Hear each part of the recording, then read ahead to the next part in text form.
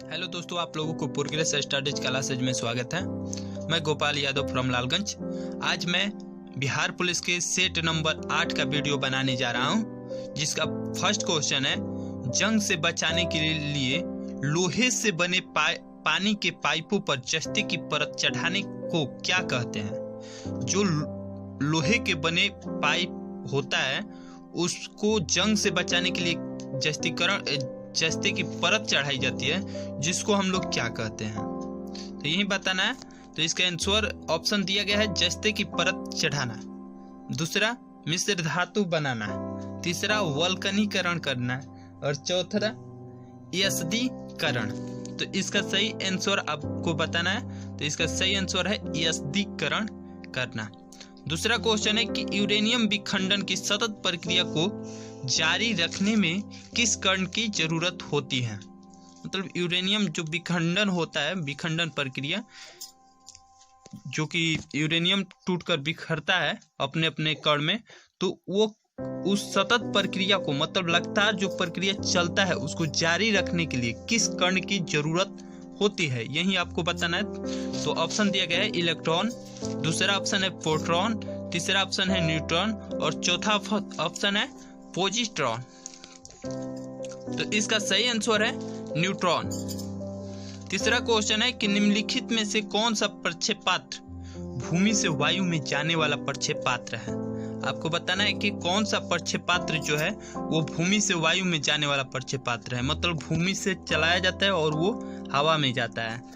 पहला ऑप्शन है त्रिशूल, दूसरा ऑप्शन है K-15 सागरिका और तीसरा है ब्रह्मोस और चौथा है अग्नि।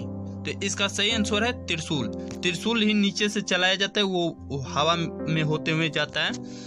अगला क्वेश्चन है, नेक्स्ट क्वेश्चन, कि पेट्रोल की स्फोटक रोधी गुणवत्ता बढ़ाने के लिए निम्नलिखित में से किसे इस्तेमाल किया जाता है? ये बताना है कि पेट्रोल की स्फोटक रोधी गुणवत्ता को बढ़ाने के लिए किसका इस्तेमाल किया जाता है? टेट्रा एथिल सीसा का, या ट्राइमेथिल सीसा का, या ट्राई एथिल सीसा का, या टेट्रा मेथिल सीसा का? तो इसमें सही आंसर आपको बताना है। तो इसका सही आंसर है option number A. Option number A है टेट्रा एथिल सीसा। अगला क्वेश्चन है कि नेहरू ट्रॉफी किस खेल से संबंधित है? जो नेहरू ट्रॉफी है वो किस खेल से संबंधित है? पहला ऑप्शन है हॉकी, दूसरा ऑप्शन है फुटबॉल और तीसरा ऑप्शन है कबड्डी, चौथा ऑप्शन है टेबल टेनिस। तो इसका सही आंसर है option number B, football. Nehru trophy जो है वो फुटबॉल खेल से संबंधित है। नेक्स्ट क्वेश्चन है कि शास्त्रीय नृत्य ओडिसी किस प्रदेश की उपज है? जो शास्त्रीय नृत्य है ओडिसी, जिसका नाम है ओडिसी, वो किस प्रदेश की उपज है, ये बताना है। तो ये ओडिसी तो उड़ीसा का जरूर होगा। ऑप्शन नंबर भी दिया गया है। ऑप्शन नंबर ए में आंध्र प्रदेश है, बी में उड़ीसा, सी में गुजरात और डी में राजस्थान। तो ये सही है कि ओडिशा। ऑप्शन नंबर बी सही है। अगला क्वेश्चन है कि 5वीं पीढ़ी के कंप्यूटरों में क्या उपलब्ध नहीं है? जो 5वीं पीढ़ी के कंप्यूटर है उसमें क्या उपलब्ध नहीं है, ये बताना है।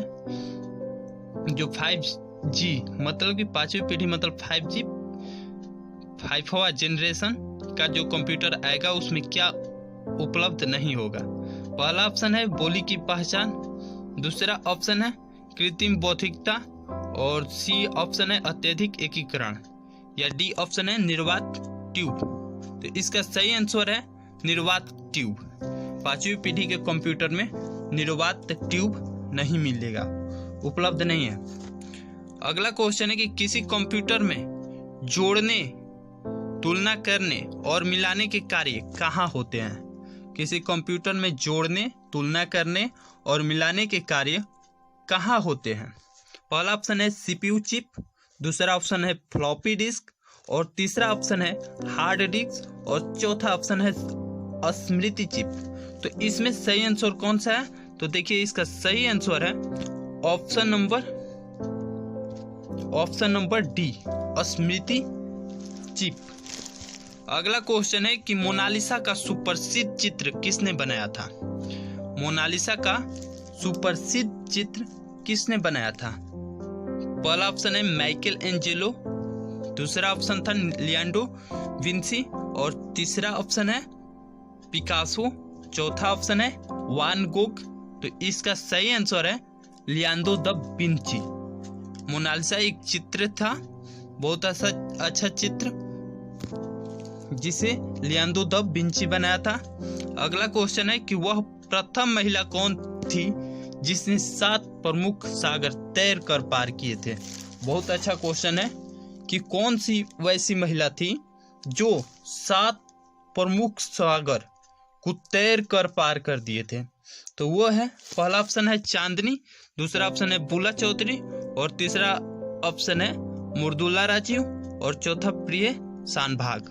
तो इसका सही आंसर है बुल्ला चौधरी। बुल्ला चौधरी एक ऐसी महिला थी जिसने 7 समुद्र सागर को तैर कर पार किए थे। अगला क्वेश्चन है कि किसी राजनीतिक दल को पंजीकृत दल की स्थिति पाने के लिए कम से कम कितने प्रतिशत मत पाने चाहिए? मतलब किसी राजनीतिक दल को पंजीकृत दल की स्थिति पाने के लिए कम से कम कितने प्रतिशत मत पाने चाहिए? मतलब कितना प्रतिशत मत होना चाहिए जिससे किसी दल को पंजीकृत दल में शामिल किया जा सकता है? तो उसके लिए आपको 4% मत जरूरी है। 4% मत ही रहेगा तो आप पंजीकृत दल बन सकते हैं। कोई भी दल पंजीकृत दल बन सकता है।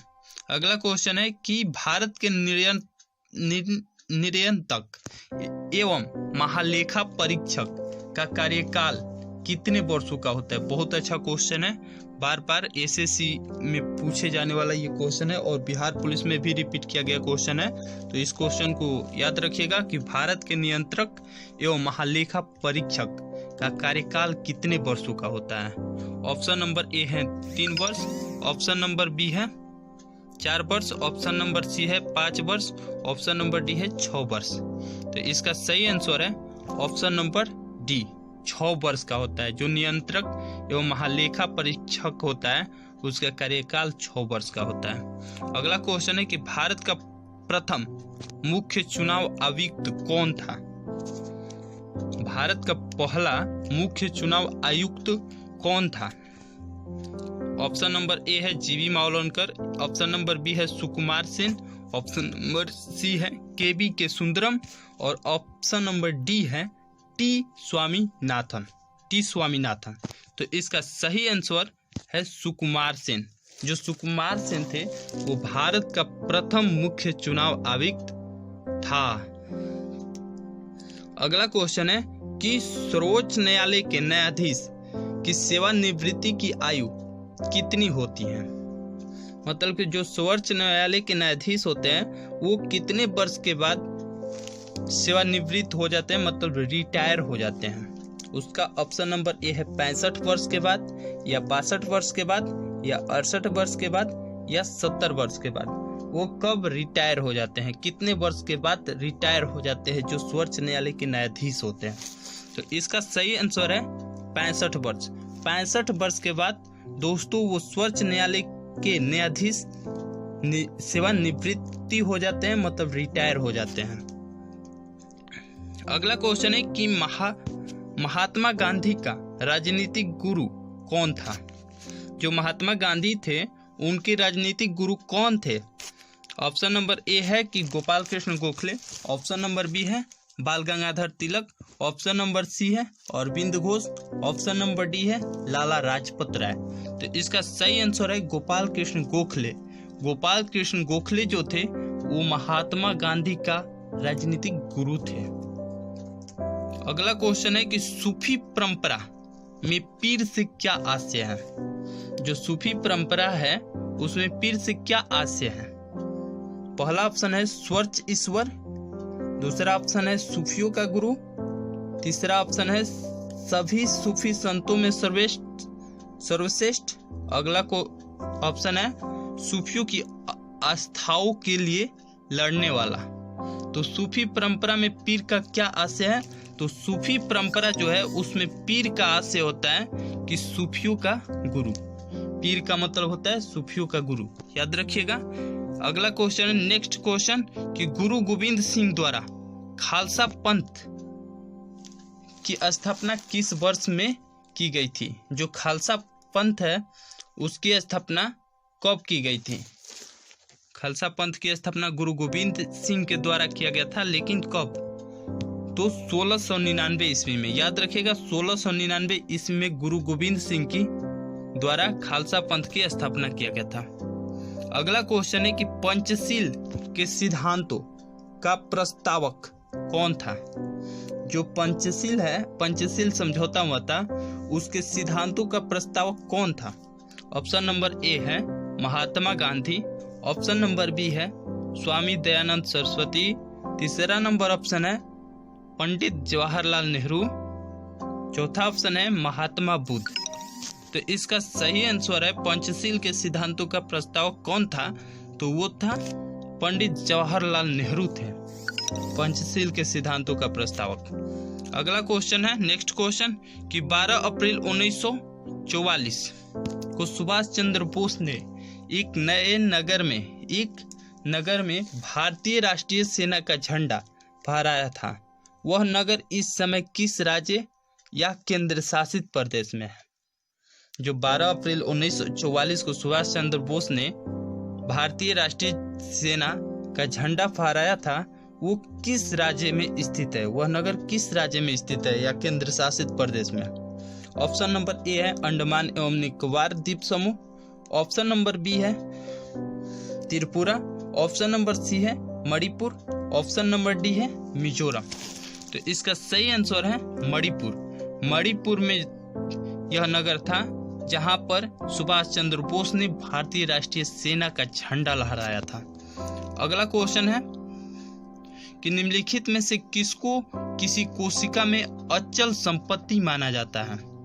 निम्नलिखित में से किसको किसी कोशिका में अचल संपत्ति माना जाता है? अचल मतलब निश्चित संपत्ति। तो इसका सही ऑप्शन दिया गया है कि कार्बोहाइड्रेट या न्यूक्लिक अम्ल या प्रोटीन या वसा। इन चारों ऑप्शन में सब सही आंसर है कार्बोहाइड्रेट। 70 नंबर का ऑप्शन नंबर ए सही है carbohydrate. Thank you for watching my video. Please subscribe and like my channel. और बिहार पुलिस के सभी सेट को देखने के लिए आप इस वीडियो के डिस्क्रिप्शन में जाकर सब वीडियो देख सकते हैं। और एक उसमें व्हाट्सएप लिंक भी मिलेगा, जिस व्हाट्सएप लिंक पर क्लिक करके आप मेरे व्हाट्सएप ग्रुप में ज्वाइन कर सकते हैं। तो जल्दी करें। और thank you for watching my video. Please subscribe and like my channel.